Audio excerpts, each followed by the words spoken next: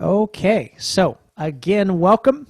Glad that you're here. If you're brand new to the community, welcome, welcome. So glad that you're here. And of course, we've got some of our other members who have been around here for a little while. Love it. We just have a good time on these calls together. I love when I get encouraging notes throughout the week. You all send me emails.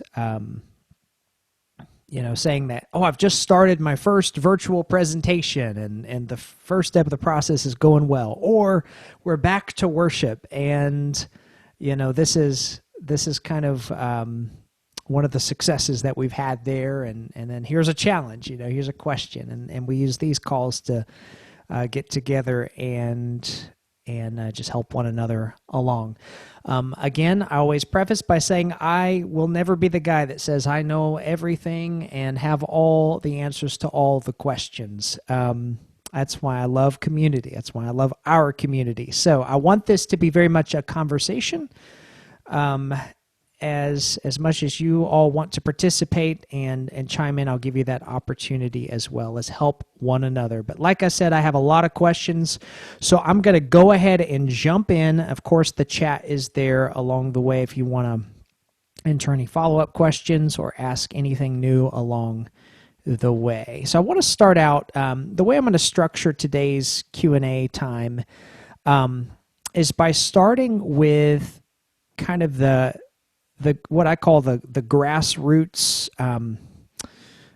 music ministry, or sort of kind of real world struggles that we as music directors face on an ongoing basis. Here we are in this very interesting season where we're struggling with a lot of things, and it's unique in terms of the technology that we're talking about and allowing that to kind of complement and drive our music ministries in a lot of ways this season.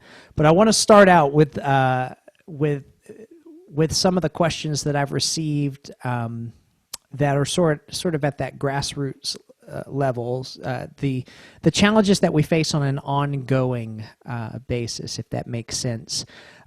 Because in our community, we have a large percentage of our community who's interested in learning more about virtual technology and allowing that to help them through this season. And we're going to definitely dedicate part of today's call on that. But I also want to touch on some things that are just, kind of common challenges that we face in music ministry, to also allow those of you who aren't putting virtual presentations and that kind of thing together an opportunity to kind of get the grassroots stuff up front. And then if you need to run, we'll dedicate the second half of our call to virtual presentations and that sort of thing. So I want to start out with Cheryl. You submitted some questions here, and this is something that's weighing on all of us during this season, and I'll just jump right into it. Cheryl says, I want to ask the other members, how many of them have in-person worship? And if so, are they using just instrumental music? Do they anticipate any in-person choir rehearsals the remainder of 2020, or are choirs in worship postponed until next year? And if you, a lot of the folks in our community, I'd say 80 to 90% are church music directors. But if you're in that middle school, high school, elementary choir music territory, just sort of adapt this question to also fit your scenario. What creative ideas do you have to share for including sacred choral music within your worship services? Okay, so I'll start out and tell you, Cheryl, that at this point, up until this point, really, happening in just a couple of weeks, we are going back to in-person worship, but we have strictly been online.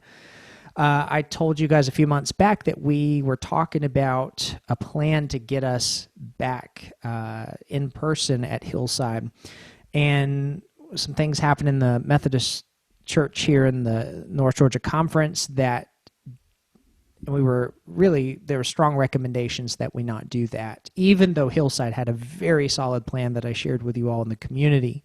If you're interested in seeing any of that, it's in our community under COVID-19 resources.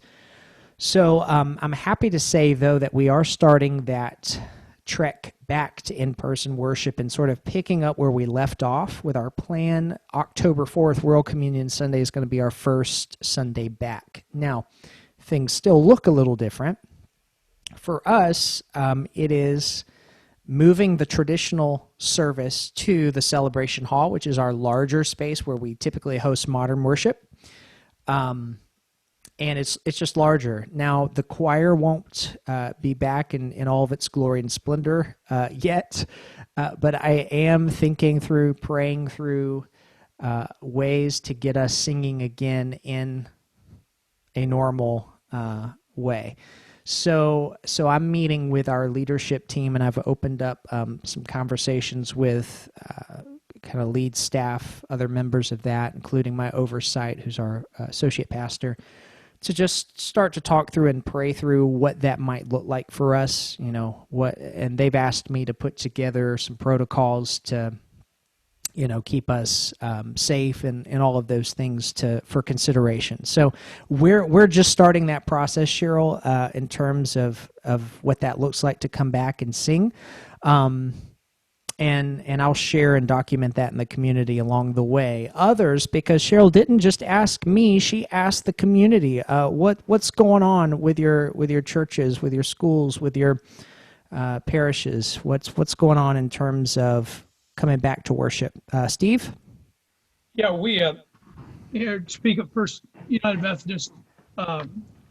We're doing 2 services right now, an in-person at 9 o'clock and then continuing the live stream that we started way back in March at 10:30.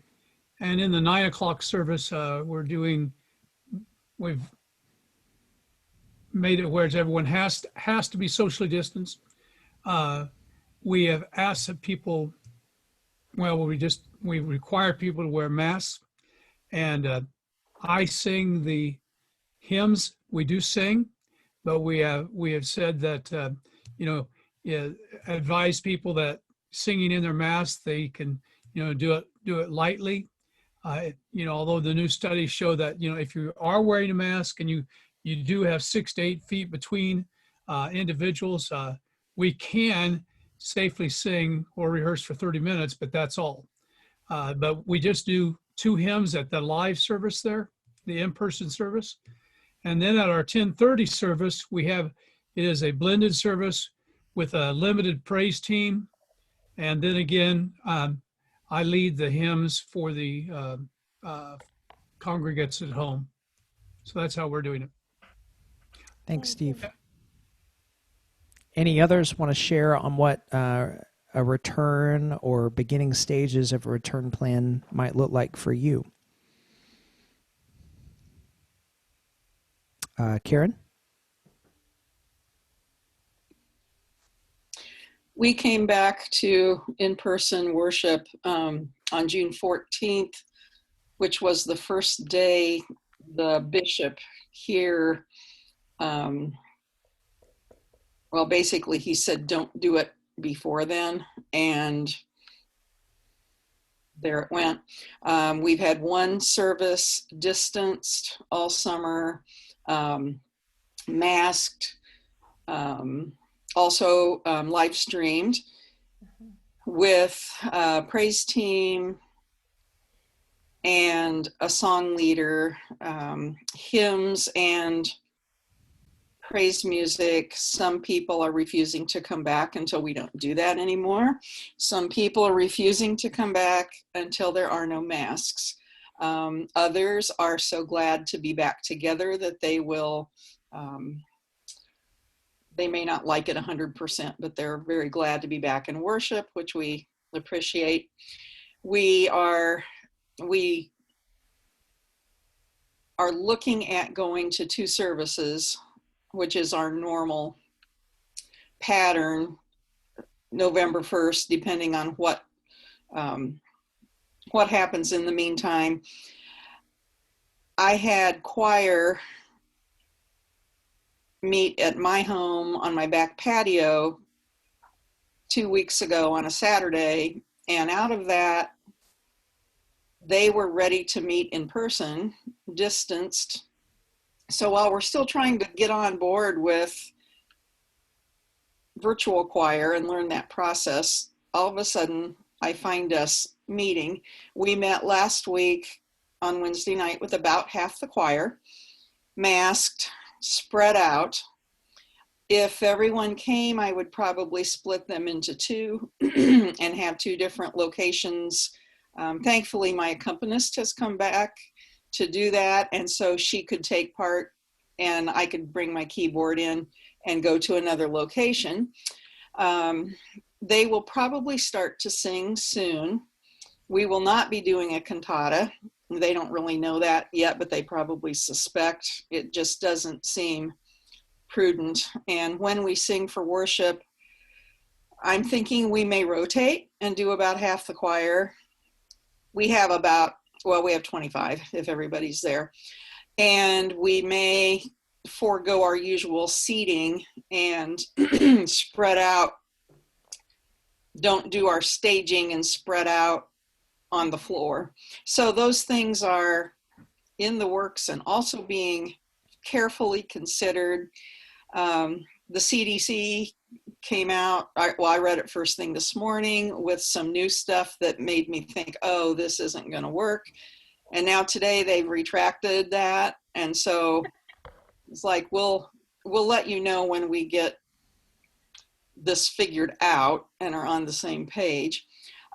We're in an area, our particular county is in pretty good shape as far as being able to do this. It's I think we have a red, orange, yellow, green, and we're either in green or yellow. So that's kind of where we are. My choir members are so excited to sing together that if they have to sing with masks, which they did for rehearsal, they will do that. I don't know that I see them singing an anthem masked, but probably hymns, and to help in the leadership of the hymns. So that's kind of where we are. Like I said, it kind of came out of nowhere while I'm trying to figure out virtual.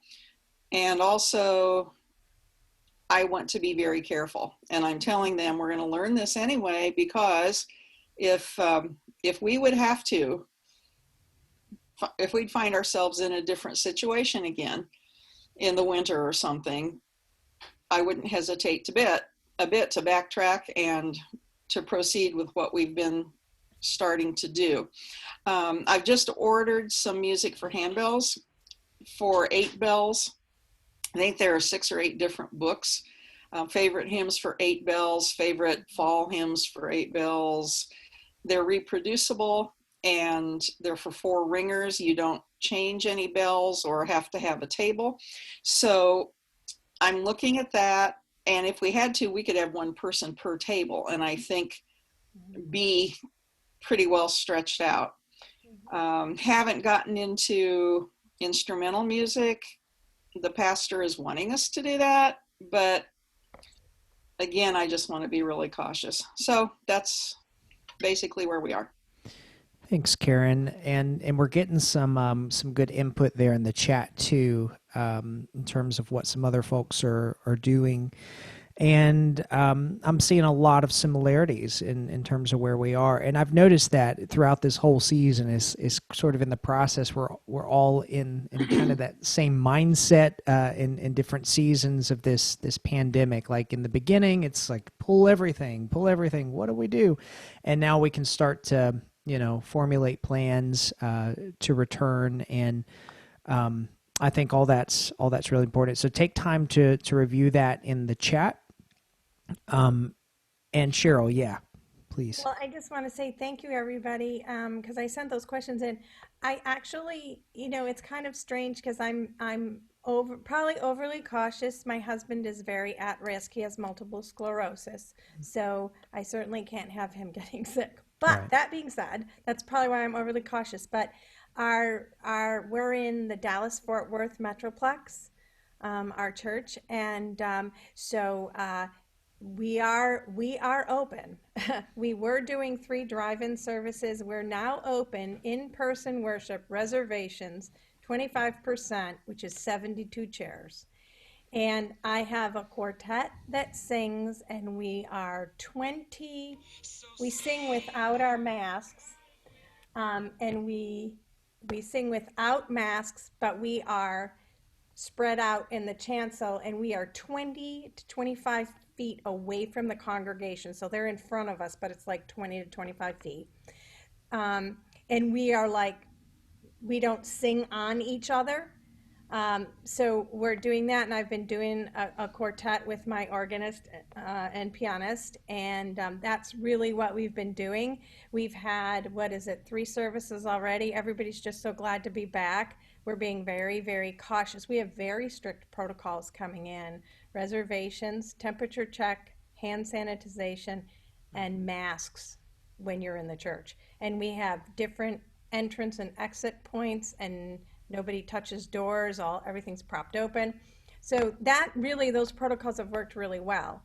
I'm gonna try to do virtual choir, but honestly, it's a little overwhelming. I just participated in a virtual choir for the ordination of the North Central Texas Conference of the new elders and lay pastors. So that was kind of overwhelming from the point of being somebody who has to submit. So now I have a empathy for my choir members who I'm gonna ask to do this.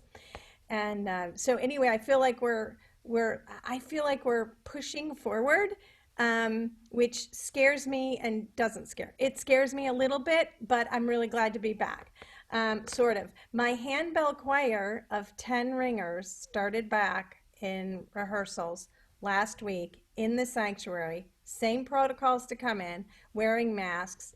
We're spread out all on this side, so we're like 6 to 8 feet away from each other with masks on, and they're actually going to play in worship on October 18th over to the side. And I've already said, you can't put anybody you can't put any chair right here because I have to stand there to conduct because I won't be standing in somebody's lap. But anyway, that being said, I appreciate hearing what you're saying, because I just wanted to make sure I don't really have anybody else to ask. So I like that I can ask you, so that I'm not like going totally on the wrong direction. But so far everybody's been okay, and they're really glad to see each other. But I'm not anticipating I'm going to be able to have the whole choir sing. I think we told the congregation, you can't tell people not to sing when they want to sing. I mean, it's like they're going to do it anyway, but they have their masks on. But we're encouraging humming.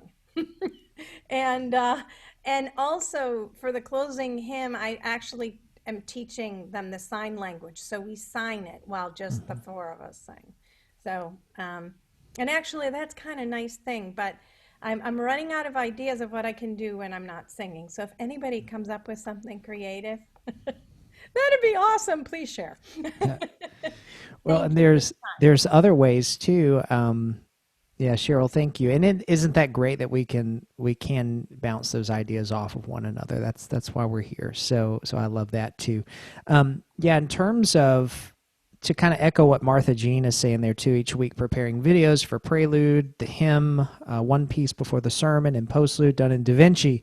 So Martha, you were doing quite the bit of editing these days, and a lot of us are.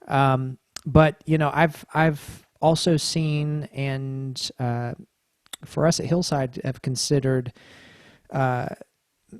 doing the hymns in the same sort of way that we're doing our offertory and anthem selections, in having the choir, maybe to cut down on some of the editing too, have them do like an introit or a hymn that we sing every week at the opening of worship or at the close of worship, that incorporates the choir as we're coming back live October 4th. I'm not going to have the whole choir. Now, I may start to experiment with smaller vocal ensembles, appropriately spaced, and all of those things. But in terms of the whole choir, that's not realistic for us right now. But to have them in that virtual choir setting, and maybe even pre-recording the organ and that sort of thing, but leading it from that recording live with a handful of singers on the platform as well, or that could be instrumentalists, is sort of a way to incorporate the virtual and the live together, still get the the big group presenting, but also cut down on, we're doing this every single week, a new hymn. Maybe there's one hymn or an introit that's the same each week for a set period of time, 6 or so weeks, or 4 or 5 weeks, or something like that. So lots of ways to get creative with that there. For the actual return, for us, that's October 4th. I believe shared with many of you inside the community, we've got the COVID-19 resources and our stance on congregational singing, which sort of echoes what you were saying, Cheryl, in that it's hard to come out and say, hey, especially you're the worship leader, you stand up that first Sunday back and friends, don't sing, right? Like I had some big problems with that, not from more of a spiritual point of view, just because of how important singing and all of that is in Scripture. Now, having said that, and the research and all of those things, like 100%, I don't want to be in a tight and closed place with vulnerable folks in the room and projecting all of that into the air. So the way we decided to approach that at Hillside is very similar to what you did, Cheryl, and that is, we're not going to say you can't sing, because that's very difficult to enforce. We can enforce you wear a mask, but we can't enforce and won't enforce that you not sing. Worship ultimately belongs to God, but we're not going to also, folks can find the information, but we want to be forthright with that too. So we put that on our website and that sort of thing. We heard of a local church, a large church in our area. They actually asked everyone, don't sing. It's mandatory that you not sing. Put this in all their publications, everything. They showed up the first Sunday with about 35% capacity, the room full, and they said it was like tent revival had broken out, and people were just, blasting from their guts to the rooftops because they've missed that. But sometimes if you tell people not to do something, they go above and beyond in doing that thing. So maybe a little reverse psychology there. I don't know, but I think at the end of the day, Cheryl, that's a good approach. Is leave it up to the individual. But put the information out there. And of course, we can be mindful of that with our ensembles and things, and keep our folks safe, especially those who are in that vulnerable category. So it's an interesting season. So Marcia, you shared we are planning to record a prayer response, doxology, and choral benediction, which can be used multiple times. I think that's a smart way to repurpose for sure. And Debbie, yeah, some people are doing outdoor worship. We did one of those last week, our first, that we're going to do for a little while. Our pastor calls it a pressure relief, pressure release, relief, one of the two, valve. And so basically, folks are hungry to get back together.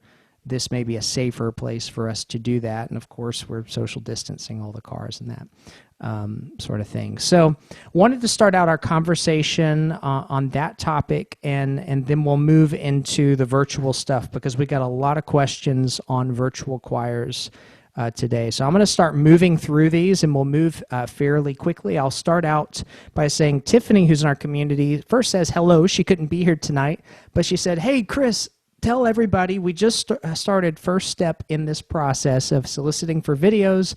We're starting to get some videos in, and we're really excited. And so that was a win for her to be able to start that process with her folks. So we're excited for Tiffany, definitely. So let's go ahead and dive into some questions here. Al has a few here that he sent to me. And some of this is going to revolve around audio editing and video editing in your virtual choir presentations. And I always like to stress, when we're talking virtual choir presentations, if you're brand new to this process, if you look at it from bird's eye view and you see the whole process all at once, it can seem overwhelming. I like to simplify, and I've told you guys that that's why I talk about it in 3 phases. One, that we're covering, and if you guys are part of the virtual choir challenge that we're doing over the next, we've got 3 more sessions. We started last week with step number 1, which is preparing your musicians. If you didn't get a chance to attend live, but you want to see that session, I've dropped the link in the community, and I'm happy to do that again. Just let me know you want me to send that to you. You get a replay of session 1. This week, we start the second step in that process, editing your audio. And I like to use a program called Audacity, which is free, works on PC and Mac computers. Is it the only program you can use? No. But it's free and it works for most people. And the third step, which we'll talk about next week, is editing your video together using DaVinci Resolve. It's a hefty program, but for the virtual choir process, if you follow the steps I've laid out in the online course in the community, it's actually fairly simple to use. So 1 step at a time, not the whole thing. Otherwise, yes, it can be overwhelming. You need to pare it down to 1 step at a time. It's like my mom always says, still reminds me to this day, take it 1 day at a time, Christopher. Take it 1 day at a time. So Al asks, what do I do when the video transfer to my desktop turns upside down? Yeah, that can happen, Al, on occasion. So within the software, you can actually flip that around. Now, there may be a more simple approach to that. Once you receive that video, typically, if you open it up in something like, when you click on a video, whatever it defaults to, whether that's QuickTime or something like that, there's typically a setting up there within File or something that says change the orientation of a picture or video. If you're not seeing that, then it should not be that difficult within DaVinci Resolve. Now, I will say, Al, I have not run into that with these virtual choir presentations. It may be as simple as going back to the source and just starting there and saying, hey, Jim, you sent me a video, but it's upside down. Can you, if he recorded it upside down, that may be why it's upside down. You know what I mean? Like, you know how the phone goes, right? If you ever try to take a picture or video with your phone, sometimes it doesn't, it could be locked. Like, he may not realize his phone is locked. Now, you can change that within DaVinci, and I'm pulling it up right now to see if there's a pretty simple way to do that. I haven't experimented with that in this program, but it should be fairly simple. So we'll look at that. But, it may just also be a go back to Jim or the soprano who did it and say, hey, can you try that again? But we'll look at that in just a moment while that's opening up. Chris, Al? if I could interrupt here, I'm the one that sent myself the video. Oh, gotcha. So I put the phone in horizontal, Uh-huh. but I had the top of the phone pointing to the right. If I re-record that with the top of the phone pointing towards the left, this is in horizontal position. Will that fix it? Well, so are you visualizing the video when you're recording it? When I'm recording, it's fine. I look good when I'm doing that. So. Oh, well, that is weird, Al. I'm glancing here in the program to see real quick if there's a way to change that orientation. And I'll open it up to community. Do y'all know real quick if there's a way? I know there's a way to do it. I've just never run into that with DaVinci. In the inspector, Is on that the rotation, make it 180. boom? All right, so I'm going to rotation 180. That was beautiful. Thank you for that. All right, let's pull that open, and I'm going to share the screen. Can you tell I've had to deal with that? I can tell. Was that Martha? Yeah. It is. Okay. All right, y'all. Let's look at this together. So here we are in DaVinci. There's that video up there. Inspector. Rotate right there, okay? So let's go 180 with it. Boom. Look at that. All right. Easy peasy. Thank you, Martha. Thanks, Martha. All right. Let's see. Al, Yeah, in terms, and this will help a few of you guys because I've get this question on occasion about computers. So DaVinci Resolve, being the hefty program that it is, even the free version, because it requires every software will have sort of recommended required specifications. And we can pull that up. I'll pull that up real quick. I run under those specifications, so I'm not running what they recommend. That doesn't mean I don't have a decent processor or enough RAM. It just means I'm not running on what they recommend. So let's look at what they recommend here real quick, and then we'll talk about some options. Okay. All right. So here we are. If you look right up here, to run DaVinci Resolve 16, you will need the following at the very least. A CPU that has an Intel Core i7 processor is essential. I run it in i5. That's not a bad processor, it's just not an i7. This means that Macs need OS 10.10.5. I'm probably running at that if we looked at my specs about this Mac. Let's see. Yeah, I'm running at Mojave, which is 10.14. So we're good there. And I do have 8 gigs of RAM. Now, they recommend 16 gigs, if I'm not mistaken, of RAM. I run at 8. I know some folks that do it on 4. Now, if you're a PC person, they recommend 8.1 or newer.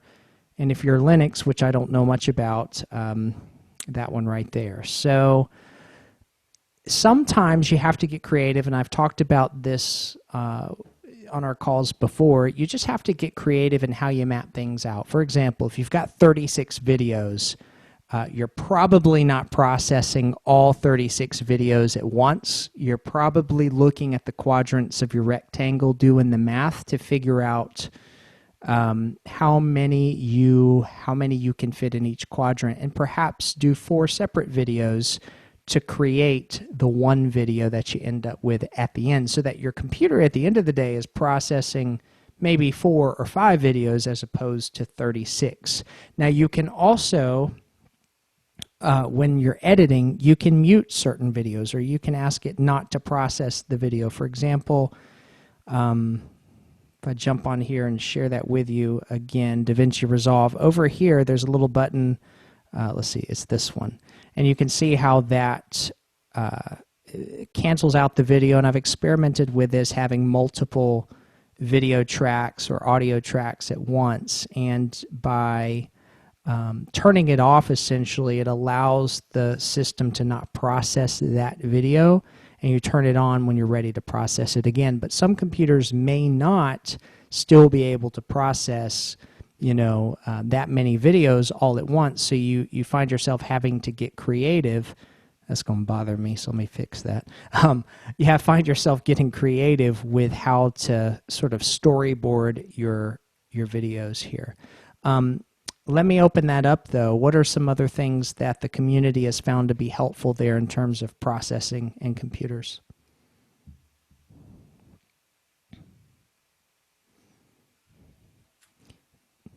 Jeffrey? I bought a new one. You bought a new one? Yeah. What did you end up getting, Jeffrey? Well, I'm a Dell Mac, not a Mac person, and I got a Vostro 15 5590, and I made sure that the processor and the NVIDIA card were all this year, and the processor is February. It's a i7 generation 10, February of this year release. And I think the NVIDIA card was April of this year. And my other one, it was old, and I had put Windows 10 on it. And yes, it works, but there's just too many issues. Now, I will say with this one, I set the cursor on the lowest possible setting, and it still jumps and skips around and catches stuff that I don't want to catch. So maybe there's an upgrade that needs to come, or maybe I take it to a computer guy that knows more than I do. So there you go. Martha, can you share with us about your machine? I bought a new one too because I just couldn't handle it taking 5 hours to render. So it's a gaming computer, and whatever the specs were, I made sure that the specs that they requested for it would follow that, because I am trying to do up to 20 or more tracks at a time. Although I do them in DaVinci first.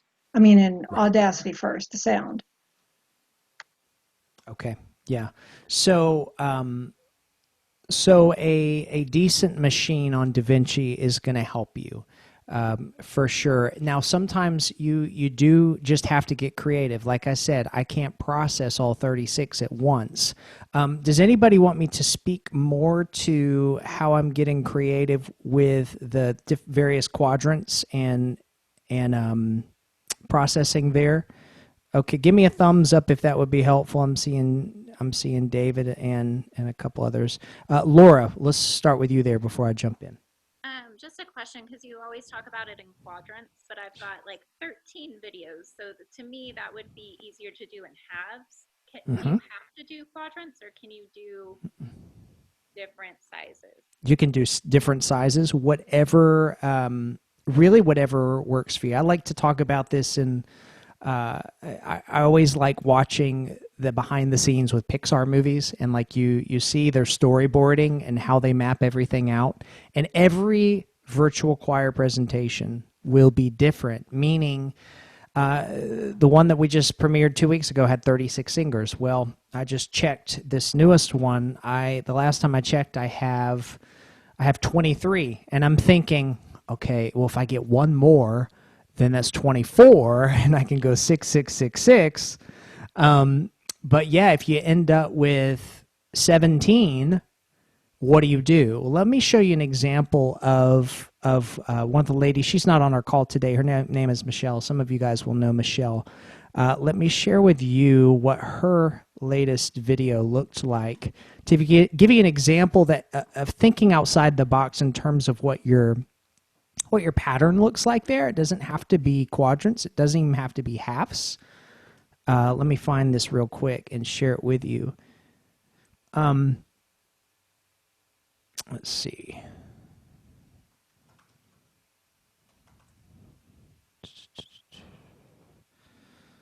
It's going to take me a second, y'all. While you're looking, is there a way when you have your pictures, you put your people up in the quadrants, is there a way that you can move them forward or backward so they're not on top of each other? I had trouble with that. Yes. When you say forward, backward, are you meaning on top of each other, where when you're trying to sort them around up in the picture, where you got someone like this and you want them like that?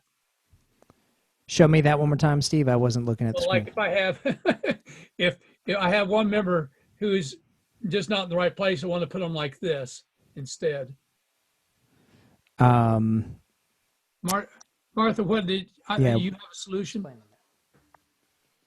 It's in that inspector. Let's look at some options there, because I think that's going to be a little easier to explore if we can look at some of the options that inspector gives us. I'm going to go to import file, import media, and let's pull in a few videos here. Okay, let's pull in these guys, and I'll just for now delete that. We'll create this timeline here. We'll go create new timeline using these clips. I think that gives us, what is that, 5 videos? We'll just go with 5 videos. I'm not going to worry about the audio right now. All right, let's make that small. Pull these videos on top of each other. And, let's just for fun, let's copy 2 more of these guys over. Let's see. Gonna let me do it that way. Did that do it? There we go. That way I'm working with 6 instead of just the 4. Okay, so now remember to get these videos to where you can manipulate them, move them around on the screen, basically select them, and then come up here to your little tool here and click on, let's see. Make sure I'm in the right area. Let's see here. What am I doing? There. Transform. Okay. Transform will give me the ability to now drag these. I'm going to go to the inspector as well. So now we get these to various sizes, right? So the inspector is a really handy little tool because as we found out just a few minutes ago, if we need to flip something with a rotation, well, we can do that there. Well, you can also change the size of your video. You can also, change the placement of that video. You can even zoom and do a bit of cropping with the inspector tool. Okay, so we'll get these different sizes here. Okay, and then I'm just going to kind of move them around. I'm not worried about like where they're going. This is demonstration, of course. And let's see, let's put him there. And this guy here. And finally, this guy. Make him kind of small. I feel like Bob Ross. And then we'll paint a happy tree over here. I love Bob Ross. Sometimes I'll just listen to Bob Ross to go to sleep. He's just that comforting. I would have loved to have known Bob Ross. He would have been a fun guy to hang out with. Okay, so now within the inspector tool, like we can come down here and highlight certain videos like this guy and, zoom in half size or even a quarter of the size, whatever we want to do with that, and make that various sizes and kind of move those around the screen. So try to answer a few questions at once here. Because I couldn't find Michelle's video there, Laura, when we were looking for that. But sometimes you can get creative with sort of the way things look just visually on here if you think about a different pattern. So if I'm working with 6 videos, well, quadrants, that's not going to work out. I could do a 3-3-3 kind of a thing, but then that might stretch them too far. So I'm okay with a little black space in the background. Like that's fine with me. But if I'm in here, I can play with different designs. So for example, maybe I want to do something that has, let's see, this guy at the top, kind of in the middle, and then I'm going to do a small video and then a little larger video beneath it. And y'all, I'm kind of making this up on the fly, of course. So give me some grace here. Here we go to this bottom. Maybe we have one in the middle on the bottom, just like that guy on the top, or he could even be up a little bit. Okay. Let's see. And then we'll take this guy, sort of make it the similar size, or we could come over here to the inspector, and that's why this tool is so nifty. If we want these on the sides to be a precise dimensions, we could come over here and say 0.4 and see what that gets us. Okay, well, 0.4 is not bad. Maybe we drag that over a little bit. And I think I'm jumping around here. I'll wait. I'll hold that thought so that I don't confuse. So then we want to make this guy a little smaller too. Okay, and we come up with a different pattern. And for time's sake, I'm going to just keep him the same as this guy. So now what I'm getting at in terms of your pattern, maybe it's not quadrants, maybe it's not halves, but maybe it's something like this. And of course, you can play with the dimensions of this to find something that's a little more aesthetically, pleasing and whatever you want to do there. Like if you want the videos to touch or whatever. But this would be kind of a way to think outside of the box of what you typically see on the screen, which is all symmetrical quadrants or that sort of thing. Michelle, if I'm not mistaken, she had this sort of diamond shape to her videos, and she was in the middle conducting. So I thought that was kind of a creative way to do it, and I had not seen one laid out in that way. So I think you just have to think through the storyboard of what you want this to look like and plan that out, and then just sort of play around with it using the inspector tool. Now, I think what you were saying there, Steve, is like here, and feel free to chime in. I can't see you right now, but like, are you meaning how do I get that video to not be behind it but in front of it? Is that what you're meaning? Yes, correct. Okay. So I have not experimented with that yet. So, but I would imagine it's gonna live somewhere over here. And if somebody quickly knows the answer, feel free to chime in because I can't see you right now. But what I'm going to do is come over here and sort of experiment for a minute. Let's see. In the inspector, the position spot tells you where it is, but if you're not going to move it around like you are with your mouse. And I think too, let's see, let's get off of that for a second. Oh, and it's where they are in the order too, the order of the. Oh, so here, this would determine, is that what you're Yes. saying, Martha? Yes. So like, okay, so then what we're getting at there, this guy is behind that one, and then let's find the other one. Where is he? He's there. Yeah, so if we moved that around basically and put him up here. Is that what I'm hearing you say? Whichever one is on the top is the picture that's going to be on the top. Okay, gotcha. I just totally it's not a good idea to do Control Z a lot because that happens. Okay, there we go. So, okay, so cool. So now we know, if we have these videos here touching, or we want that one.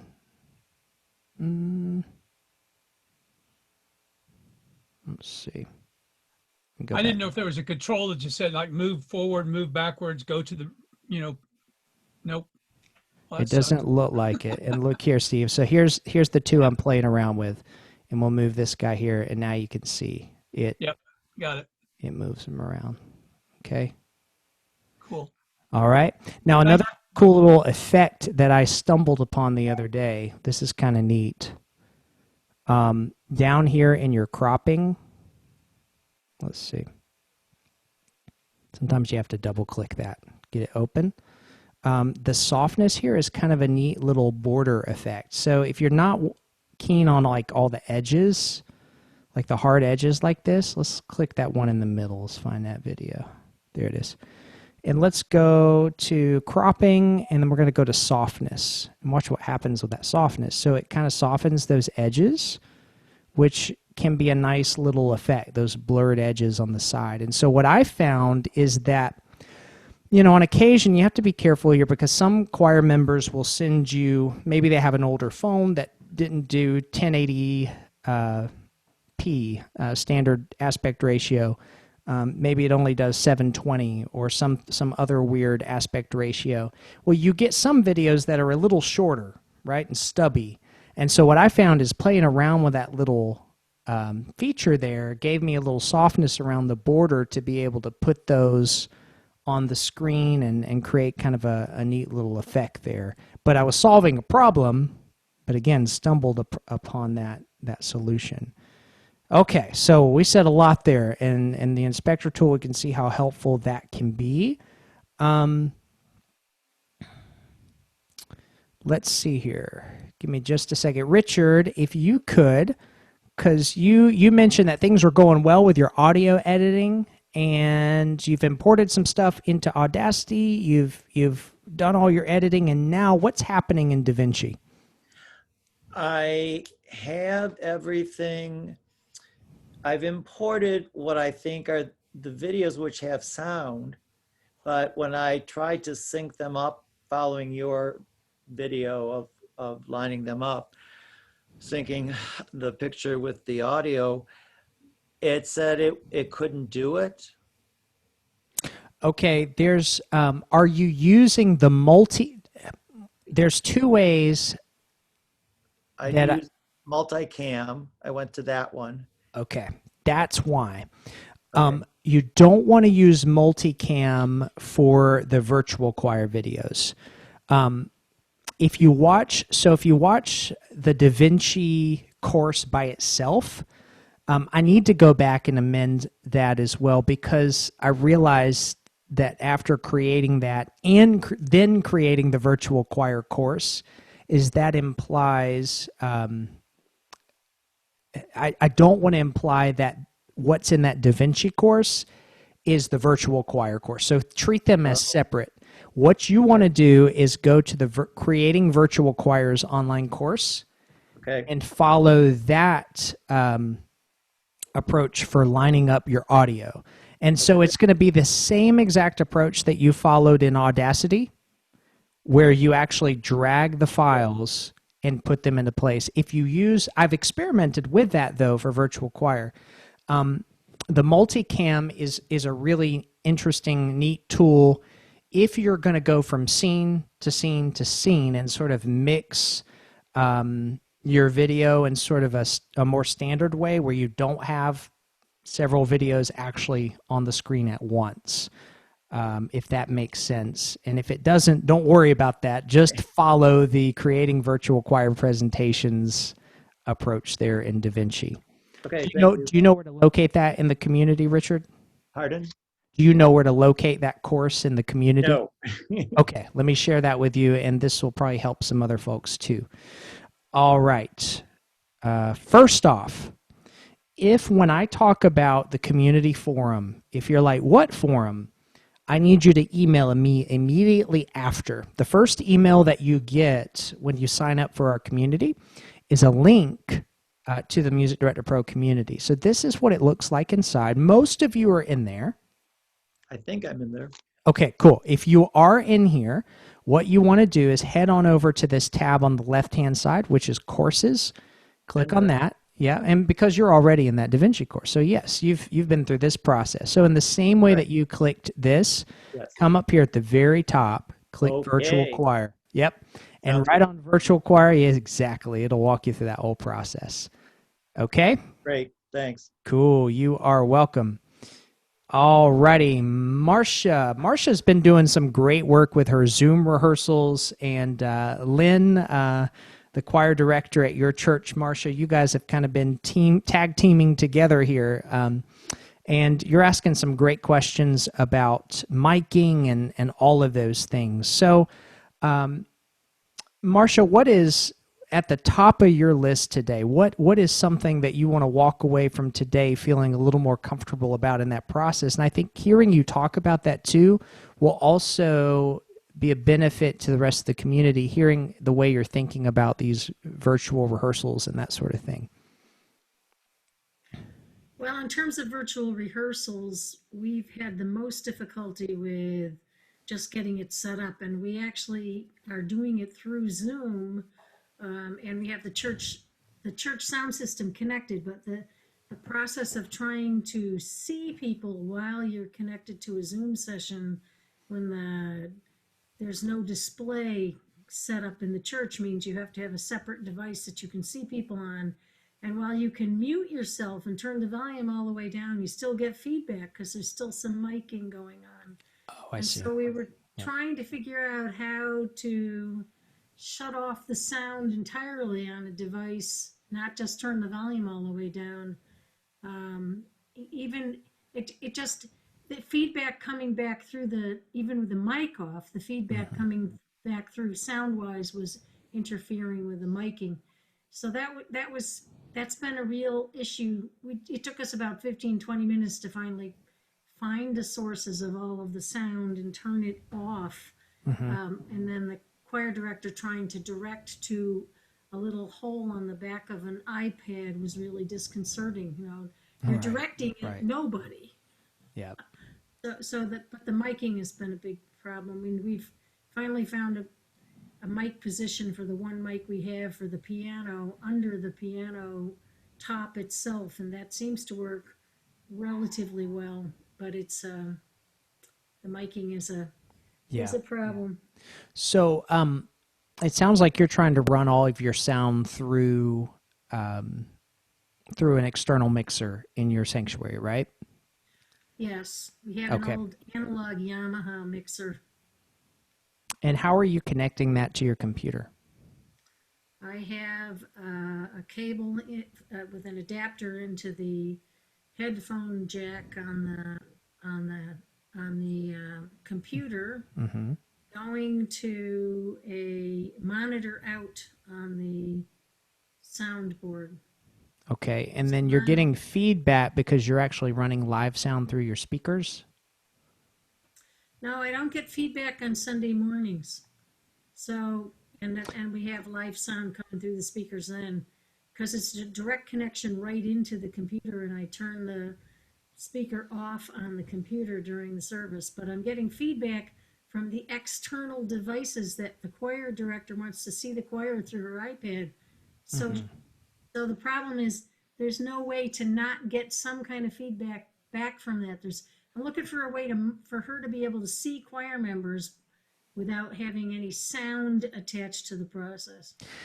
I think so. So let's talk a little bit more offline in the community about this, because I do have some thoughts there, and we do have a lot of questions to get to today. But what I'm going to say is on these virtual rehearsals, and this is for anyone looking at doing these, which I do recommend. I mean, I think you have to be very careful to also not overcomplicate that process. Not saying that you're overcomplicating the process, but what I'm getting at is it can be a challenge when you're looking to sort of if Lynn, and I believe Lynn is your choir director, is that right, Marcia? Yeah. So if Lynn is looking to have that kind of same feedback and interaction on the virtual rehearsal as she is in person, she is going to be met with that sort of strange, it's not, you can't replicate that experience. So don't go into it feeling like you're trying to replicate. You have to approach it as being exactly what it is. And unfortunately, having the latency and all of those things to deal with, that makes it where we can't, hear one another in person. So you're doing the right thing by muting everybody. And then what I would say to Lynn and encourage her is when she is conducting the choir on Zoom, if that's how you guys are approaching it, is just for her to know that everybody is seeing her, and for each person individually, it works. Like, it is what it is. They can see her in real time and follow her in real time based on their internet speed. So meaning when Sue sees Lynn looks great to Sue because, it's working, like it's processing for her in time. When Tim sees Lynn, it's not the same as Sue sees Lynn, but it works for Tim. And if she can go into it with a mindset that everybody sees me when they need to see me, but if she turns that camera around and she sees everybody else, they're going to be delayed, right?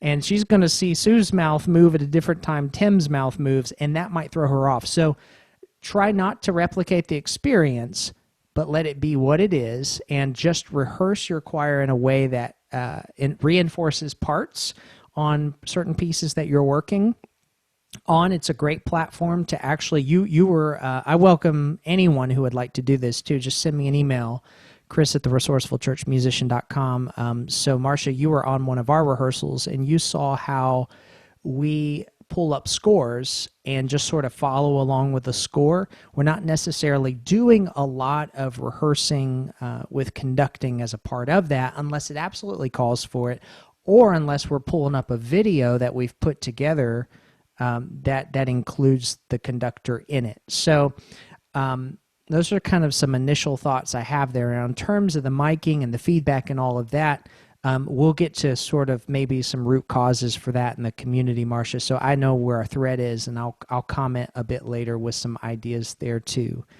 And then you had mentioned a resource called the Online Conductor, which is an app that has scrolling music behind it. This particular video was interesting too. Like, we've all seen the videos where music is scrolling along and singers can follow along, and I'm happy to share with you guys some resources for putting those together. But this one had the conductor in the middle conducting as the music is scrolling behind the conductor. I haven't put one like that together, but using the tools that we have, I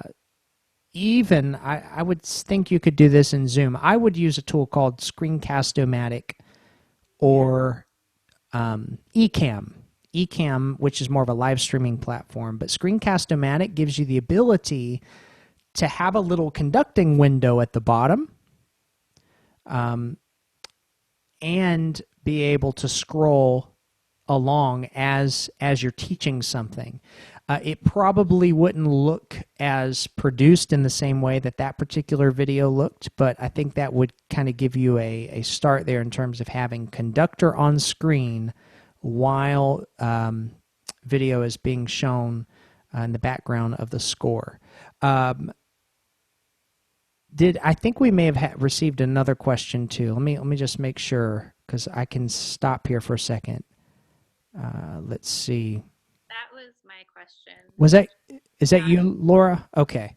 So my question, I don't want to show them music. I'm doing this for preschool or kindergartners. They don't really. Okay. But what I wanted to do is actually have like a video of me, because they learn by doing moves. So I want them to see me doing the hand motions, like mouthing it with the piano in the background, so that they can record themselves while they see me. Gotcha. So I don't know if Screencast-O-Matic would do that, because I only want them to see a video of me, if that makes sense. Right. 100%. So this you can accomplish as most of the things we talk about on technology on these calls in a variety of ways. So I'm going to give you like 3 different approaches and kind of pick one that you feel works best. One is, if I'm not mistaken, and because I'm using Screencast-O-Matic to do this, I just haven't experimented with it, but you should be able to use Zoom for this and actually record yourself within Zoom. And the reason I mentioned Zoom is because I like low barrier to entry first, and everybody typically has the free version. So you should be able to press that little record button at the bottom, and in the let me think through this. Okay, so a couple of these ways would require that you record your video and then overlay the music in something like DaVinci Resolve. And then the more streamlined way is to have it do it all at once. I'm sorry, y'all. I'm kind of processing as I'm thinking through like a best approach here. You know, Laura, I'm going to backtrack again. I think the best approach to maintain quality and control is to do all this in DaVinci Resolve, okay? So I would do it in DaVinci Resolve, and here's the way I'd do it. I would, using Zoom or Screencast-O-Matic or just your cell phone. Honestly, you could pull up a cell phone right in front of you in your headphones. It doesn't necessarily have to be in headphones. You listen to the track you want to record to, okay? And follow the same, let me think through this. You don't necessarily have to do that. You know what? I would not use headphones, and here's why. If you allow that track to bleed through the cell phone, you're going to pick up the audio in the cell phone, so that when you drag that video into DaVinci Resolve and you drag in the audio file you want, you're going to see the audio from the file you're working with, and then you can drag those into place. You know what I mean by drag into place visually? Sort of, kind of. So you're saying record my audio like on Audacity or something like that, and then record a separate video and put it into DaVinci Resolve to align them? So take me through exactly what you want to do. So you know how you have to send them a track that they record with? Mm-hmm. Okay, so I want to send them a track to record with a video, but the video would not be of music. The video would be of me doing hand motions. Mm-hmm. That's what I want to send them. And I don't know how to record that video so that the audio is still good enough quality that they can record with, and we can use that as our base track with Right. audio. But it also has a video that's Of not Right.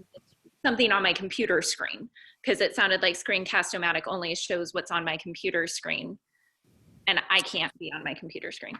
Exactly. So Yes, do it in the same way that you would do your virtual choir presentation, the same process. What I would do is create your track, and for easiest editing, when you create that track, if you're using something that's pre-recorded or something that you're playing at the piano, whatever that music is, before it include your 1, 2, 3 clap, 1, 2, 3 clap, and you follow that process yourself. So now what I do after I create that track in Audacity is I record a cell phone video of myself. You could listen to it in headphones or not, it doesn't matter. And then clap when it says clap, and record your video listening to the track. Then within DaVinci Resolve, you're going to pull those two together and create your video. Does that make sense? Yeah, thank you. I appreciate it. I know that doesn't apply to everyone, so thank you, everybody. Well, actually, I think that is helpful, though, because that's another way for you guys to get conducting, like in front of your groups. Do it the same way. How many of you have some experience putting some conducting gestures and that sort of thing in your videos? Yeah, I'm seeing some head nods. Okay, good. Martha, is that the process you follow when you put together your conducting videos? Pretty much. I use that inspector and make me tiny in the corner so that the score is what they see. And then within the score, are you flipping to various pages within DaVinci? How do you do your score? Probably the most complicated way there ever is, but I take a screenshot of the score and then put it in page score by score, line by line, and have to line it up, and it takes forever, but it works. I don't know. I never heard of these others, so yes, I'm going to check them out. Well, the way that you're doing it is complex, but to accomplish what it is you're trying to accomplish there with the actual scrolling, that may be the only way to do it. And I know that because I did that as well. We did the Hallelujah chorus. Now, I went through that process for each part. Now, what I did is I took the score for SATB, each part, and basically screenshotted, each line by line, and then I pulled that in the same way, and then I could kind of work it to where it would scroll along. And you're right, that's a time-consuming process, but to accomplish the scroll, I'm not sure there's an easier way.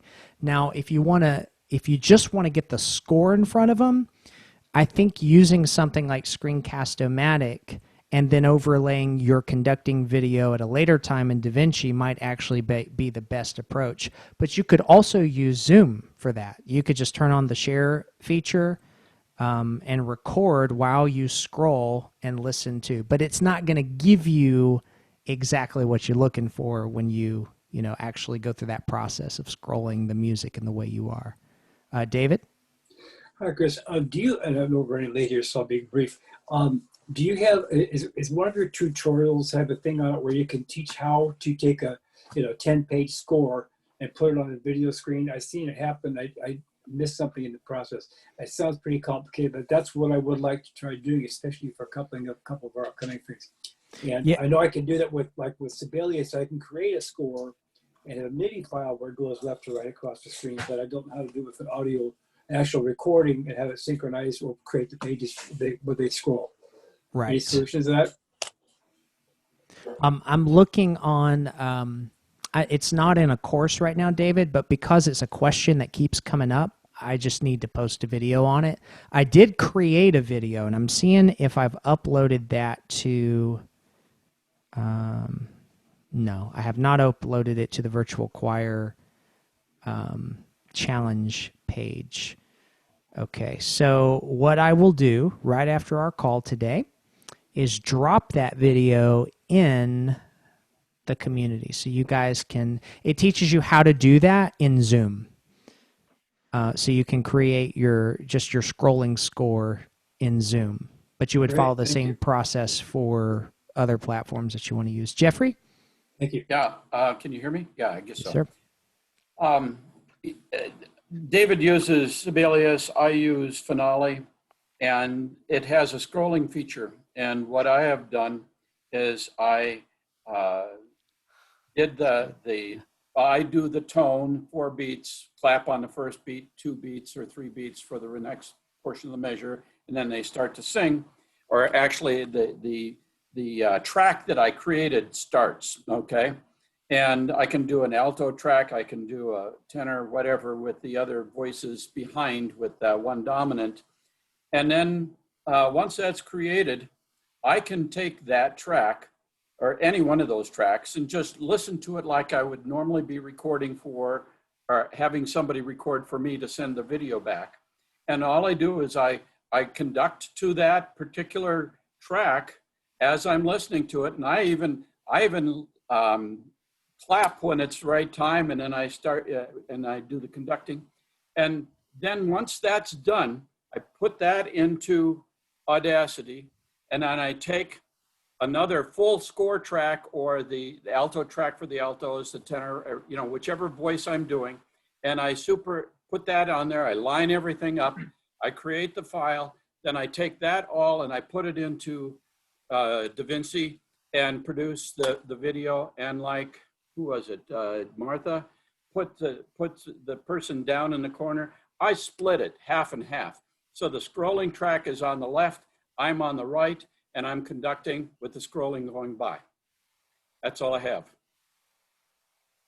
That's a great way to do it. Quick Jeffrey. question: Yeah. is that with MIDI sound or is that actual vocal? Because I've seen vocal choirs with the scroll going by, and with a conductor in the middle for a couple of things that are out on YouTube. That's pretty impressive. But I'd like to do more than just have the MIDI sound if I can, or not have to input all the notes of a copyrighted piece on this Valius too. I put in all the notes. It takes me a half a day to do two, 3 pages, and I just do it. And Cool. The other option is to, in Finale, to have a keyboard hooked up. I don't have a keyboard at home, and so I started doing note input, and that's what I do. So there we go. Cool. Thank you. Thank you, Jeffrey. Okay, so I'm going to jump. Tony has a few questions here. How do we go about making part dominant click tracks? Now, when you say part dominant click tracks, I assume you mean a click track, but then also like a vocal to go along with that so they can record to. Is that right, Tony? Yeah, that is. Okay. So creating a click track, do you know how to do that in Audacity? Yes. Okay, it's fairly simple in Audacity, right? Where you go to generate rhythm track. Now, if you're looking to create vocal tracks, really there's a couple of ways to do that. One is decide if you're going to use, just piano or MIDI from a keyboard or something, or do you actually want singing? So where are you leaning on that? Well, what I did was I recorded the accompaniment on the piano. Then I played that back and recorded the parts individually on the piano. But I did all of that with my phone and my computer combination. So I just wanted to know if there was a better way to do that. I gotcha. So if you're looking for better quality, the best and most simple way I feel is to get a little MIDI keyboard, something like an M Audio is the name of the brand, M Audio. You can buy MIDI keyboards that have 20-ish keys up to 66, 88, whatever. And then just a USB cable straight to your computer. Okay. And the beautiful thing about the MIDI keyboard is the ease of use in terms of how you just plug it in. Now you have to have, I haven't experimented with this in Audacity. If you can do, you can't do MIDI in Audacity, but you can in GarageBand and some other programs. Am I right? I have a PC. Okay, PC. I'm right on that, right? MIDI, you can't do MIDI in Audacity. It's just an audio editing deal. So in that case, I think you're going to have to, so if you're not wanting to switch programs and finding a PC compatible program that will do MIDI, and you're looking to do audio, then what you would want is an audio interface, Tony. So you'd probably want to go this route, something like a Focusrite Scarlett. Basically, an audio interface is going to allow your keyboard. Do you have a digital keyboard piano? Yes. It will allow you to plug in 1/4 inch or whatever is on the back of your keyboard into the audio interface, and the audio interface connects via USB.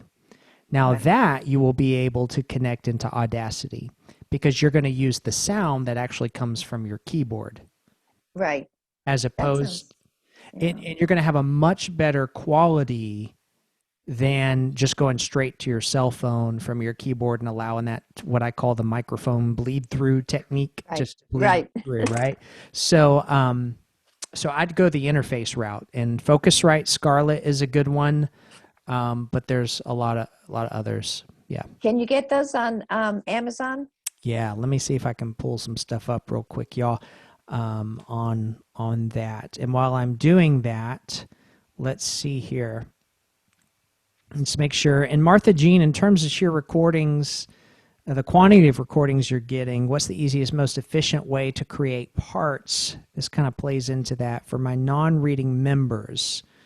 And what do you know about, yeah, I did look up that program, so I'll tackle that in just a second. So on the efficient way to create parts used for your non-reading members, I'm assuming you're meaning in the same way that Tony is, how do you create these parts where they can sing along with them?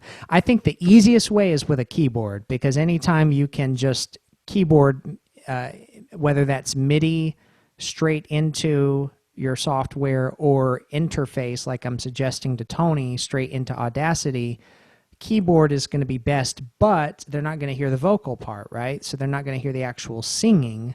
But that takes time to sing each part. And then sometimes you have to get proficient choir members in to actually record the part. So that can probably be your most time consuming. Least time consuming, I would say, is just create, you have your accompaniment track that you've put together and then just overlay playing the parts on your keyboard. Is that the question you're asking, Martha Jean? That is, especially for the ones who learn it by listening and they need the words. Gotcha. Yeah. Yes. I don't know if I'm off track here or not, but we're just beginning ours. We're just going to record on Thursday, so this may not work. But what I did was just play the piano part in Audacity and then just sing along with it on just one part. Mm-hmm. And then in Finale, I made just one part for them to look at while they sang what they were listening to out of Audacity. I think that in terms of actually getting the words, singing them yourselves is probably going to be the most efficient way to do that, the way you're doing that, Holly. If you're concerned too, you could play around with this. It may not work, but if you're concerned about like the tenor bass part and the octave or whatever, you can always pitch correct that to change the octave. You would not want to listen to yourself back for very long because it's a little awkward. But that might work. But you're right. For those members that just need that extra support, we want to try to look for the ways to do that. The other thing that comes to mind is maybe you look for pieces that you can specifically find the parts for. If I'm not mistaken, I'm not going to remember the name of the website, but I will try to and maybe share it in the community. If I'm not mistaken, there is a site, and it's fairly expensive, that provides rehearsal tracks for lots of pieces, and I can't remember. Coraline. And so maybe you're doing some of those pieces where you can already get pre-made tracks, or I think they'll make them for you, but it is pricey. It's very pricey. So those are some initial thoughts, but yeah, I think playing them into piano, if that suffices, and then just singing over them. That's probably your best bet. Let's look at some interfaces here together, my friends. Here we are on Amazon. So this is the Focusrite I was talking about. Here's the one that would definitely do what you need it to do. It's the Scarlett Solo, and these sound really good. Basically, they're going to connect with a USB cable in the back. Let's see if we can see a picture of the back here. No, they don't show a picture of the back. But basically, in the front, you're going to connect your keyboard to either that input there or that input there. So XLR on the left or 1/4 inch there. You control your gain and all of that from the front panel. This also works really well if you're looking for some better quality on your Zoom rehearsals, or if you're recording parts. You can buy a microphone. It looks like this has what's called phantom power, 48 volt there, and you turn that on, and that allows you to use a condenser microphone, which is going to pick up at a higher frequency rate, has a higher gain structure, and they just typically sound cleaner than your regular mic that I'm using right now. Or I could take my microphone, plug right into there, and then I'm going to record into my computer. So that's what I'd look at, Tony, in terms of an interface. There are cheaper ones too, $150, and they go up from there, but I've purchased some in the past that are less than $100. So just weigh your options and read the reviews there. Okay. When you add Audacity to DaVinci, so the tracks from Audacity to DaVinci, and after you line up the tracks, do you need to keep both the individual tracks as well as the unified tracks from Audacity? The reason you want to keep the individual tracks in the beginning is because that actually helps you line up the video, because they're going to be connected unless you actually go in there and unlink them, which I don't recommend for virtual choir presentations. There is sometimes, like, I have unlinked audio when I want to do something a little fancier with a video and I don't want the audio to move. So there are times where you want to do that, but not typically in this case. So keep the audio and video linked all throughout. And what you're going to do when you're finished with a video is you're going to mute the audio that's on each one of those videos, and only use the audio from your master track that you've created in Audacity, because that's going to be your balanced, clean track. One thing I will say for those of you who have more powerful machines than I do, like a computer, is you can actually edit all the audio in Audacity as well. It has a robust, somewhat robust audio editing software built in. But because it's a robust program, I don't typically recommend that, just because your computer's already having to work so hard to process the videos. Don't give it one more thing to do, so try to separate those two. You do your audio in Audacity, you do your video in DaVinci Resolve. In DaVinci Resolve, sometimes my audio and the video unite. Exactly. So exactly, we're taking care of that by keeping them linked. If that happens for whatever reason, let's look at that together real quick. All right, here we are in our little session down here. I'm going to pull this up. And so here, you notice when I drag the video, these are the videos in blue, and this is the audio in green. When I drag the video or the audio, it also moves the video, which you want because that helps you line things up, right? Well, if we didn't want that to happen, we could right-click it and then come down here to Link Clips and unlink them. And now I can move them separately. Well, if we wanted to link them again, then we click which one? It was that one and that one, right? And then, well, that one. It's not that one. It's one of those. Good grief, Chris. Let's see here. I think it's that one. There we go. So now we can highlight these guys and link them. And now they do that. Okay? All righty. Let's see. How do you go about teaching a new anthem during a Zoom rehearsal? That is a great question, and I will tell you this. So I'm going to do a live training because I'm starting to get we have the Zoom training in the community, and I extend an opportunity for any of you guys to attend one of our Zoom rehearsals to kind of see how we're doing that. So feel free to email me to let me know you want that Zoom link. You can head on with us this Wednesday at 7 if you'd like, or if you need to show up later, that's fine. That's 7 Eastern time. But I am also going to host a live session in the next couple of weeks that's dedicated to Zoom because I know you guys have a lot of questions about that. So we're going to jump into that for sure. Let's see. And Blue Yeti microphone is a great microphone. If you're not familiar with a Blue Yeti, it is a great little condenser microphone that just connects via USB. I actually have one in front of me, even though I'm not using it.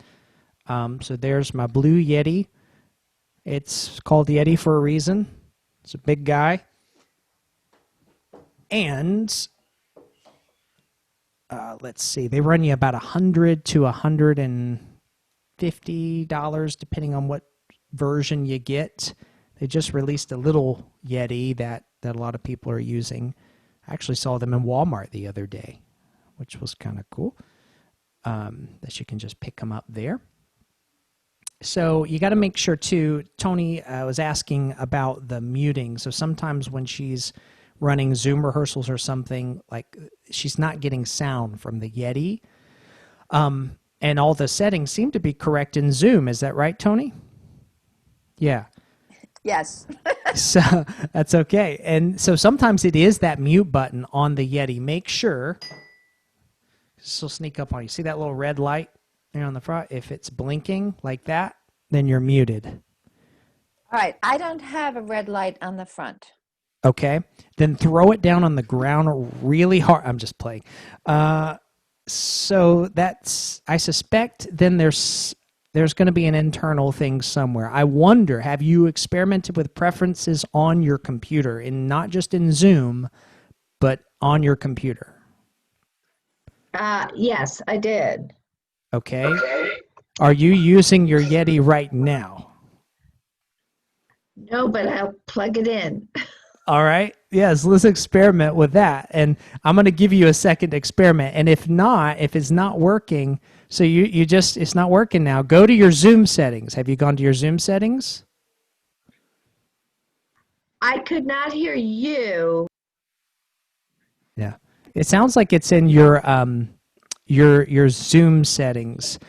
Or if you're doing all the right things there, then my next thought is going to be cable or the microphone. Sometimes you can get a lemon. I'm hoping that's not the case. So what I would do is troubleshoot. I would go to another computer, or I would go to somebody else's computer and try troubleshooting.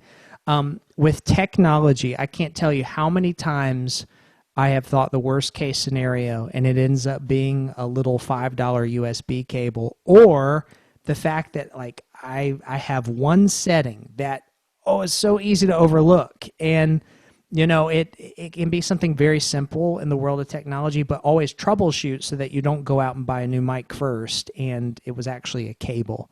But we can talk more offline too about that, Tony, and I can help you get set up there.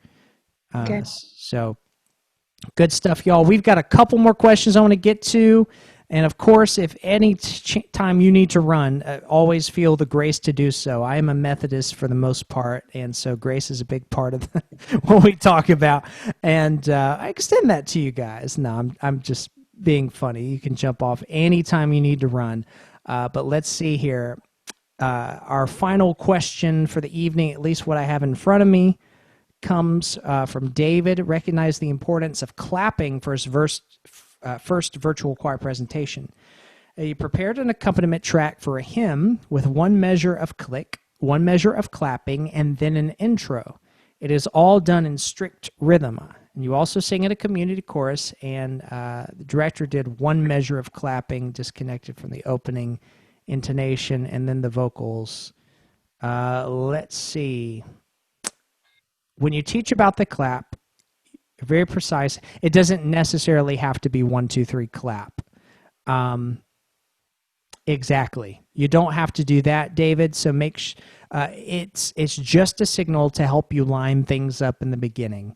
Whether that is a 1, 2, 3, jump up and down, spin around, kick the wall. As long as no, don't do that. But as long as the audio is sharp in the front of that audio file, and your choir members have something that is preempted by you counting it out, and they can do it together simultaneously, that's what you're after. Does that make sense? So it's just like a placement to get everything aligned. It Yes. doesn't have to be associated with anything specific before or after. You just need to do it as an objective fact in order to get everything aligned. Exactly. So what I'll do too, just to further clarify, is pull open Audacity here. And let me see something real quick. Let's see. I'll give me just a second. I want to explain this in the best way. Take me 2 seconds to download something.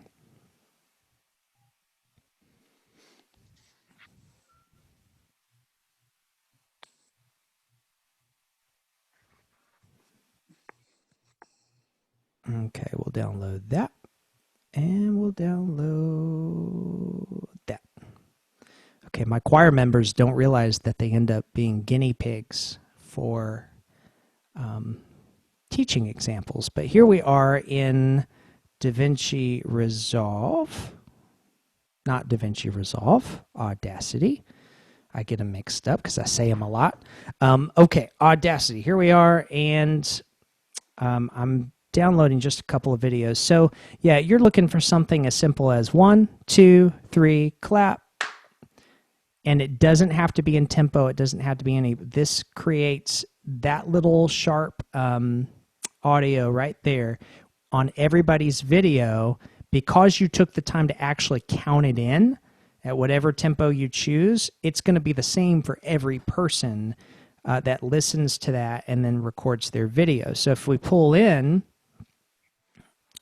a second here, if we pull in a couple of videos, you can see what that looks like. So file, import, I'll go to audio, and we'll go to desktop. I just saved off Brad and Beth. We'll open that up. And here's their audio. Now, I haven't even listened to it yet, but I can already tell. Look at that. Now, they must have pressed record almost at the same time, because I didn't even have to move them and they're lined up. Sometimes it happens. And then sometimes you get one like my choir member, Anita, and she took like 3 or 4 attempts before she got to the real one, and she didn't start over. So like I had her little clap was way down the road, and I had to really drag her video quite a distance to line it up. But if you see here, there's the clap. It's just a little off. And what I'm going to do is move that over. And now if we look at the starting place, look at that. Now, one of the things I will say, you cannot rely just on the clap. The clap helps you initially to line things up. Then you've got to use a combination of your eyes and your ears to sort of figure out where is the right place for this audio. Because if we just glance, like I can go ahead and tell you that Brad's audio is a bit before Beth's. So let's kind of scan a little further, okay? That's pretty close, that audio. Well, this, again, Brad is before Beth. Brad's kind of with Beth there. These are both decently strong vocalists. All right, he's a little early there. So what is that telling me about Brad? It's telling me either Brad is just slightly ahead of the beat or Beth is just a little behind the beat. So I use the little click to line things up. Then I'm going to have to use my ear to sort of, okay, let me move Brad over a bit to the left or the right, depending on what sounds best, because we're always going to rely on our ear before we rely on just the click. Does that make sense, David? Yes. Okay, cool. All right, I want to make sure, because I've gotten to all of the questions that I had there pre-submitted. I'm just glancing in the chat box here. Chris, I have a question about Yes. what you said. I know in DaVinci Resolve, you can nudge. Yes. You showed us how to nudge. Can you nudge in Audacity? Not to my knowledge, but I may be wrong on that, Jeannie. I think I've tried before with no luck. Is there any? I tried and didn't have any luck either. Yeah. Wondered if Anybody have a different story? Can you nudge in Audacity or no? I think the perk you have going in Audacity is it allows you to actually zoom in a lot more than DaVinci. So then you can just drag it a little more finely. Also, Marcia, you had asked one I didn't get to. Let's see here. Sorting out the best way to make tracks both. Okay, we talked about that a little bit. You have an iPad and was considering recording video on that, and also a Samsung phone that would probably work. Saving them someplace and getting them to the computer with Audacity and DaVinci is another process, right? But maybe that's a good place for WeTransfer. I see. Yeah, WeTransfer.com. Some folks have talked about that and got some good success there. So I think anytime you're doing your video separately from your audio, you're going to always have the possibility for better quality video and audio because you're doing those separately and then you line them up later within DaVinci. So is the question, Marcia, more of a file transfer question? Like what's the best way to go about that?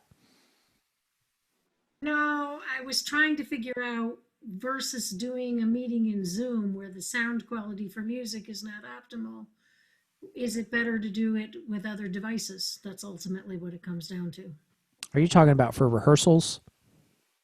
I'm talking about for recording videos for either to send out to your singers, an accompaniment track, rehearsal tracks, and then so those two things to send out to your singers. Yeah, I would try anything that's going to be sent out to serve as sort of the thing that we're basing all of this on. Try to do that in the process that's going to yield the best result. So I think in this case, that's going to be something like your iPad and a pre-recorded track that you've done separately, not trying to combine those two, if that makes sense. In the same way that we were talking about Laura and what she's doing with her video is separating that process is going to give her maximum control and have a better quality product. Doing that, you're right, Zoom is not the best place to do all of those together, if that makes sense. Right. Yeah, when I'm doing this, I'm going if I'm going to have my video superimposed on top of the music, yeah, I'm going to be using an iPhone or an iPad for that. If I'm going to have that video presented in any way to the congregation, well, then I'm going to the church and I'm finding our best camera. Now, for some churches, that may be the iPhone or the iPad. Totally fine, because you can get a great product there. What I'm getting at is, yeah, anytime we're wanting to present, I think you're better separating the two. Use platforms that are dedicated for video. Use platforms that are dedicated for audio, and then try to bring the two together. That's why I also teach in this process, even though you can do it all in DaVinci Resolve, the audio and the video, not only is there a computer issue that we start to bog down the machine by trying to do it all in DaVinci Resolve, but there's a quality difference. If we separate the audio and we focus on that first, then after we've done that, which is the core, we can build on that with our video. The most important part of that is the audio. Well, the video is icing on the cake now, and because we have a high quality audio product, we're going to have a higher quality end product. Okay? Y'all let me know. Raise your hand if I didn't get to anything that you need me to get to before we're done. But this has been a great session, information packed. I know I've given you a lot, and you all have shared with one another as well. So thank you for doing that. Any last minute questions here before we jump off?